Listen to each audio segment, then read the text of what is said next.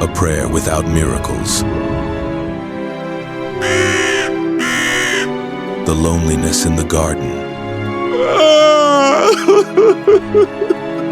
Blood in the prayer.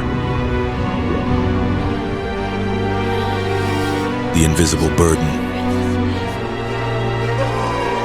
The silence of the Father in heaven.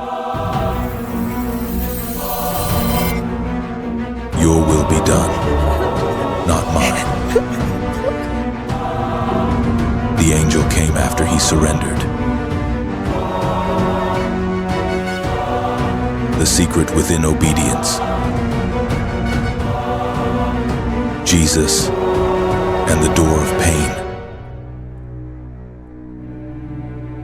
An invitation for those praying in the dark. Where darkness touched the heart of God, not when he multiplied the loaves, not when he walked on water, not when he called the dead to life. The deepest moment in the journey of the Son of God happened in a garden without lights, with friends who had fallen asleep, and no angels appeared, until tears turned into blood. It was the darkest night, not because the moon was absent, but because hearts had grown cold. No one saw clearly what was happening in his soul. They only saw him kneel. They didn't know the heart of the Savior was breaking in silence. No angelic singing, no glorious appearance, no voice from heaven, only a prayer, repeated again and again, with a cup no one else could bear. And that is the first secret. Sometimes the holiest moment is not in triumph, but in the moment when the soul wants to retreat, yet chooses to obey. Welcome to Prayer Station. It was not a grand prayer. It did not pull the dead from the grave. It did not open the eyes of the blind, but it opened the path of life for all humanity. And its beginning was a blood-stained whisper. Maybe you've had nights like that, nights when you prayed, and the only answer was silence.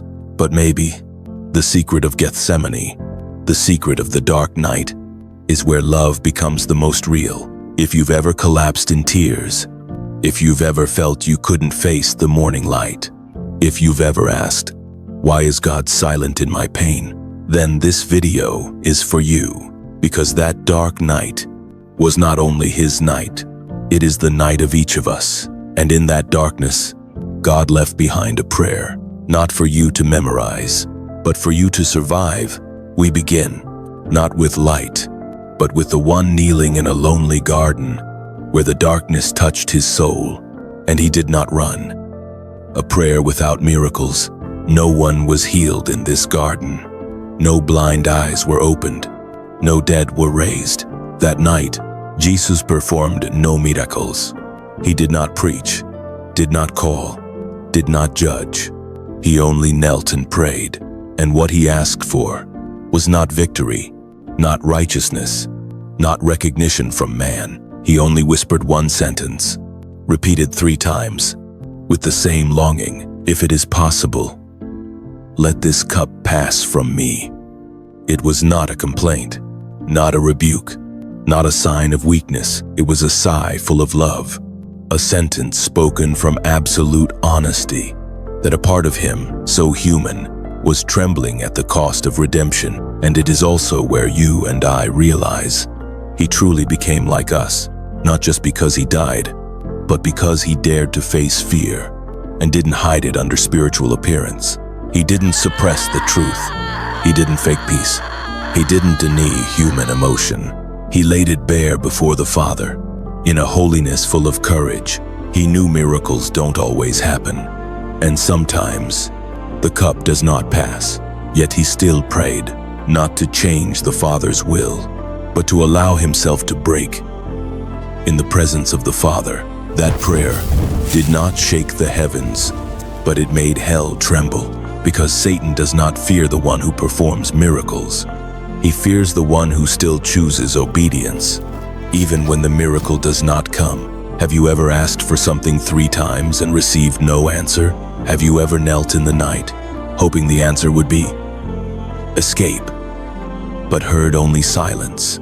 Then you are very close to Gethsemane, and maybe God is sitting next to you in the darkness, just to whisper, I understand you, because I have prayed the same, a prayer without miracles, but enough to save the whole world, and enough to hold your soul in your own dark night. The loneliness in the garden. We often think Jesus feared the cross, but before the cross, he had to pass through a garden so quiet it was chilling. No preaching voices, not cheering crowds, only the night wind and silence.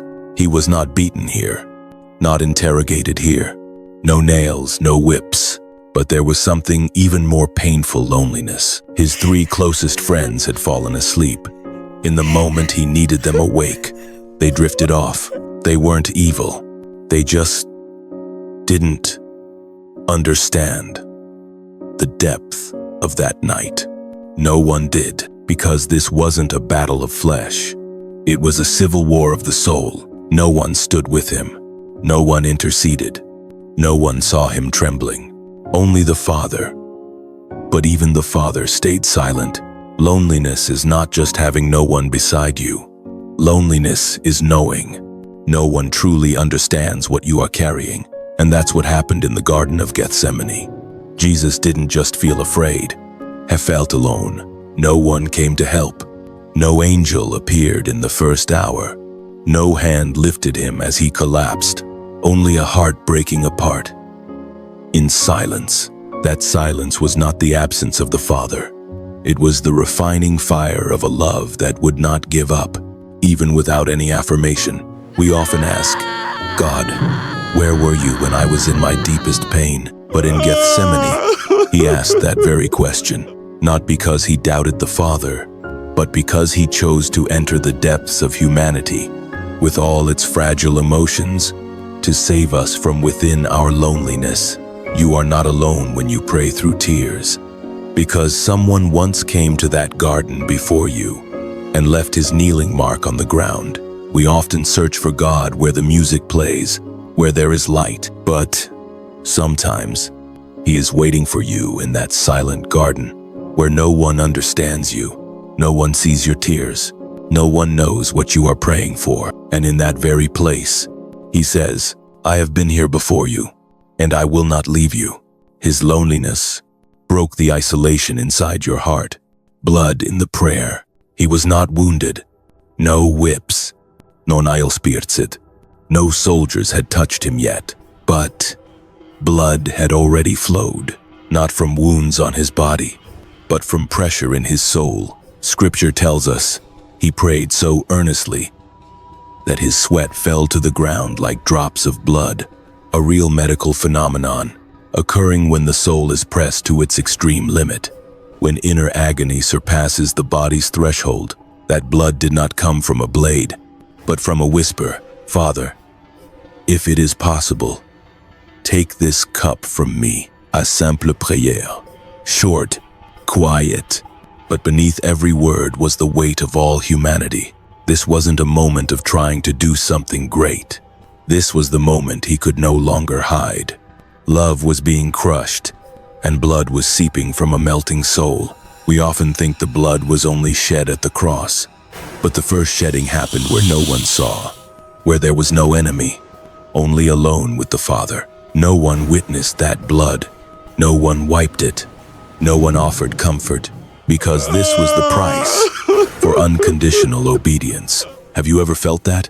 The feeling of choosing a painful path that no one understands, just because you know it is right. Maybe you didn't bleed, but maybe you lost something inside. Joy, peace, even hope, and all you had left was, Lord, if possible, please don't let me walk this path. But if you still pray, if you still dare to call Father through tears, if you haven't backed away, you are standing where he once stood. Gethsemane is the place for honest souls. No masks, no spiritual phrases, only the raw truth. I'm afraid, but I'm still here. And Jesus let his blood fall to the ground as a testimony. When real love meets real pain, It does not flee, it bleeds, but it stands firm.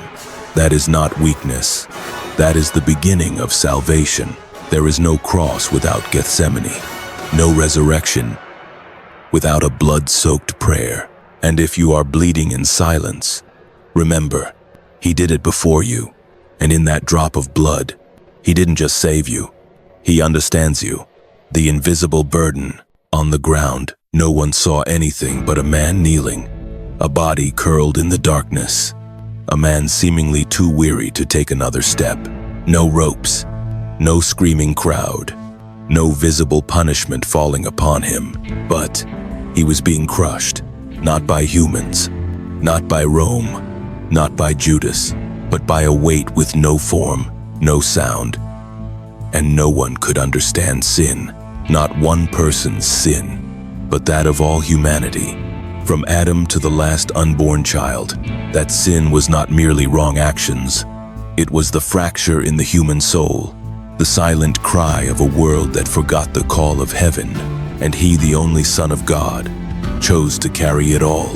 No one forced him, no one pushed him, no one could understand what he was feeling.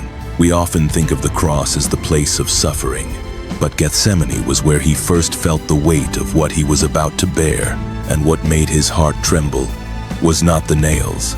It was the moment of separation from the Father. He, who had never known sin, was about to become the object of all judgment. He, who lived in perfect unity with the Father, was about to hear heaven's silence. No more gaze of the Father, no more uplifting presence, only darkness. Have you ever felt as if heaven turned its back on you? Jesus walked into that place, and not by accident. He stepped in willingly, not out of duty, but out of love. True love doesn't just support, it accepts the burdens others cannot carry. We cannot see that burden with our eyes, cannot measure it with reason. We can only understand when our own souls have trembled before something we cannot explain. The invisible burden was what bent him low, not because he was weak, but because he went deep into the core of brokenness to embrace every shattered piece. He didn't have to carry it, but he chose to, and in that choice, we were saved. The silence of the Father in heaven. We often expect that if we suffer but remain faithful, God will answer immediately. That if we kneel long enough, if the tears are real enough, if the prayer is sincere enough, then heaven will open, light will shine down, and the Father's voice will rise. My beloved child, do not fear. But in Gethsemane, there was no voice, not a word, not a sign, not a single ray of light from heaven, only silence. And that very silence became the final test, not because he was abandoned, not because the Father didn't care, but because true obedience is revealed when there is no confirmation. It's easy to walk when the reward is clear, easy to believe when the miracle comes, easy to sing when emotions rise, but will we still obey when all we receive from the Father is silence? Jesus knew the Father was still there, but the Father didn't speak. He didn't take away the cup. He didn't pull him out of the trial, because sometimes silence is part of the plan, part of the refining, part of a love that doesn't shout, part of the glory that will explode after the pain. We often fear silence. Fear it's a sign of being forgotten. Fear it's punishment.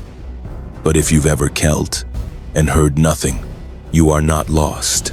You are in the place where the only Son of God once stood.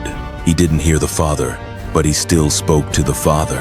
He didn't feel lifted, but he kept bowing down. He wasn't answered, but he did not retreat, because he knew sometimes silence is the Father's way of saying, I trust you so much. I don't need to repeat what I already said. Maybe you're living through a Gethsemane season, where prayers go unanswered, where tears fall to the ground and no one seems to pick them up. But in that silence, true love is revealed, not love of emotion, but love of faithfulness. Jesus didn't give up in the silence. And because of that, salvation came. Do not fear when the Father is silent, because when He is, heaven is still recording every word you whisper. Your will be done, not mine. There were no words in that garden more powerful than the final ones He uttered. Not thunder, not a divine decree, not a victorious declaration, just a sentence. Short, quiet, yet it shifted the destiny of all mankind. Nevertheless, not my will, but yours be done. He didn't speak these words while performing miracles, not in the midst of cheering crowds, not during a revival meeting, but in the lonely night, surrounded by sleeping friends, while heaven remained silent. That sentence wasn't poetic. It had no background music. It wasn't carved into stone, but it carved into history a path of redemption no one, not even angels, could have imagined. When Jesus said, "Your will, not mine," He didn't just accept the pain. He surrendered His own will, offering His personal freedom as a sacred gift. And that is the height of obedience. Not obedience under pressure, not from fear of punishment, not in hope of reward, but obedience out of love. He didn't agree with the pain. He didn't rejoice in the death. Yet He still nodded, not because the pain was easier, but because love was stronger than the pain. We often pray to change God's mind, ask Him to do what we want, ask Him to ease the trial, to open a door that's quicker, lighter, easier. But perhaps, sometimes the most powerful prayer is not, "Please do what I ask," but rather, "Please reshape my heart to accept what you ask." None of us likes to suffer. No one wants the hard road.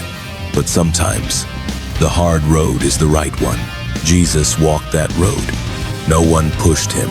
No one forced Him. He chose it through obedience in the dark. And because of that obedience, light came to all mankind.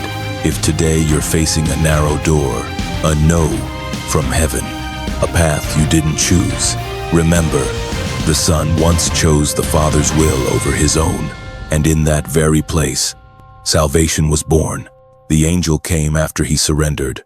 We often ask God to send the angel before the pain, before the tears, before choosing the rough road. We want to be encouraged before we obey. We want assurance before we walk. We want to see heaven move before we bow. But in Gethsemane, the angel did not come early. Not in the first hour, not when the blood began to fall, not when the friends were sleeping. The angel didn't appear when Jesus said, "If possible, let this cup pass from me." The angel only came after He said, "Your will be done, not mine." The angel's presence was not the condition for surrender. It was the result of surrender. He didn't wait for an angel to know the Father was still there. He chose to believe first, chose to bow first, chose to obey without proof. And then, in the darkest moment, in the sharp breath after the breaking decision, the angel appeared, not to change the Father's will, not to stop the cross, not to pull Him out of the garden, but to strengthen Him to continue. Not an angel of rescue, but an angel of support, because sometimes the miracle is not being pulled from the fire, but having the strength to walk through it without being burned. That angel didn't come early, but they always come on time.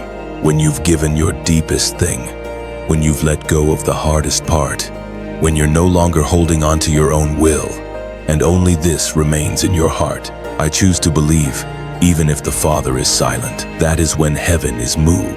That is when angels leave the throne and step into the human world. You don't need to see the angel to know you are not alone. But if you choose surrender, you will see new strength come from unexpected places, maybe through a whisper, a hand that holds tighter, a peaceful sleep in the storm, or simply a quiet peace that appears after you let go. And like Jesus, you will rise, not because the circumstances changed, but because an angel came after the surrender, not to make it easier, but to lift your soul above it. The secret within obedience. There are things in spiritual life that cannot be seen with the eyes, cannot be measured by success, and are not sung in victorious hymns. They do not sparkle. They are not told in fiery revival meetings. They do not receive applause from people, yet they are the holiest moments. It is when a soul quietly says yes through tears. No one witnesses. No one understands. No one knows that heaven and earth are trembling in silence. True obedience does not always come from strength, but from the weakest place in a person, when they still choose to believe. Jesus did not walk out of Gethsemane like a warrior who had won a battle. He didn't raise his hand in victory, didn't smile in the morning light. He simply stood, his face still soaked in bloody sweat, but his heart at peace, because he knew obedience had been chosen, not because the outcome was pleasant, not because the road was clear, but because true love needs no condition to be faithful. In our world, obedience is often dismissed. People choose compromise for the sake of reality, choose ease in the name of wisdom, choose negotiation because the situation demands it. But there is one thing hell cannot handle: someone who still says yes to God when nothing guarantees they will be okay. Jesus didn't need proof, didn't need heaven to repeat the command, didn't need an angel to confirm he was doing right. He only needed to know, this is the Father's will, and that was enough. You may be in that place where you must choose between your will and heaven's. No one advises, no one understands, no one supports. But if you still choose to let go of self, still choose to forgive when hatred is easier, still choose to stay faithful when others walk away, then you are living in the secret of Gethsemane. That secret is not the pain. It is this: when a soul says yes to heaven, something moves in the invisible realm. And even when no one sees, heaven records every decision you quietly made. In the deepest part of your soul, that is not weakness. That is eternal strength, hidden in a quiet yes. Jesus and the door of pain. He could have chosen another path, a road not stained with blood, a kingdom without a cross, a glory that required no sacrifice. But Jesus did not choose the easy way. He did not turn away from pain, did not walk around the trial, did not bargain with the Father's will. Instead, he walked straight into the door of pain and opened it with his very soul. No one forced him. No angel stood with sword drawn. No voice from heaven urged him on. Only one decision, as quieras a passing breeze, that changed all of human history. It was the decision to walk through the door, behind which waited loneliness, humiliation, the sound of whips, the crown of thorns, Golgotha, and a river of blood to be poured out for the undeserving. He did not seek pain, but he did not avoid it if it was the road that led to life for us. Perhaps what makes his love different is not that he died, but that he knew everything beforehand and still chose to enter.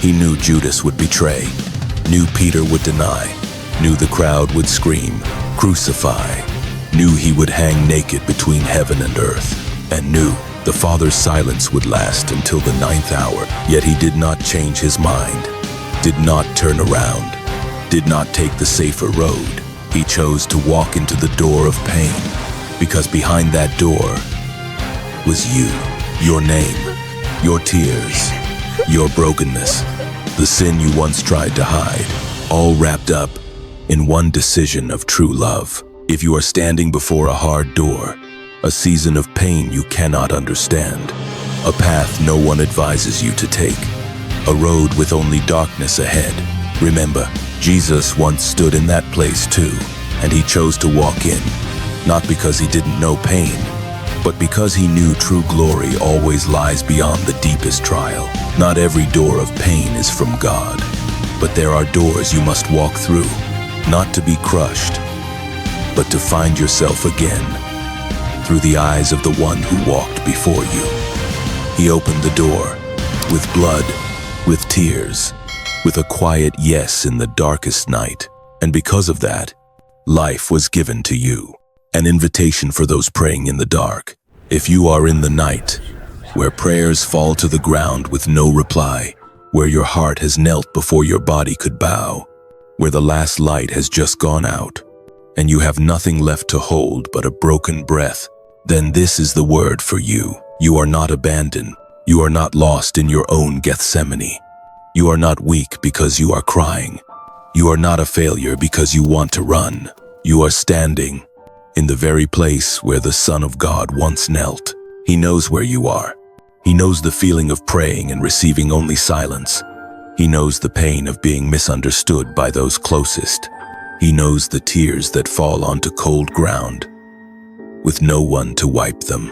And he does not despise your trembling. He does not demand perfect faith, does not expect you to rise strong right away, does not punish you for saying, "If it is possible, let this cup pass from me." He simply invites you to sit with him in that garden, just for a moment, just for a breath, and whisper, "Your will, not mine." That alone is enough to make heaven lean in. That alone is enough to make angels begin to descend. That alone is enough to remind you, you are not carrying this alone. Maybe nothing will change tomorrow. The sickness may not go away. That person may not come back. The job may still be hard. Sleep may still be interrupted by tears. But your heart will no longer be alone, because you've just taken the first step onto the path Jesus himself opened. A path not glamorous, not lined with flowers, but a path that leads straight to resurrection. Keep praying. Even if you hear nothing, keep believing. Even if you feel nothing, keep bowing low. Even if no one sees, because in that darkness, light is being quietly born. One day, you will look back on your own Gethsemane and realize it was there that I was cut from my own will to fully belong to him. You don't need to pray better. You just need to keep praying in the dark, because in that place, God is listening. Final prayer. Father, I do not come to you with hands full of achievements, nor do I carry answers to all the things I don't understand. I simply come with a heart that once trembled in its own garden, where I whispered questions no one heard, where I cried over what hadn't happened and feared what might. But today, I choose to lay down my will beneath your hand, even if I don't see, even if my prayers fall into silence, even if the cup still rests in my hands. I still choose to say this: let your will be done. I don't need to know your full plan. I don't need to understand the road ahead. I just need to know you've been there before and you didn't turn back. So I will not turn back either. Please give me courage like yours, to cry honestly, to plead sincerely, but still choose full surrender. Please send angels in due time, not to save me from the trial, but to lift me up when I've chosen not to retreat.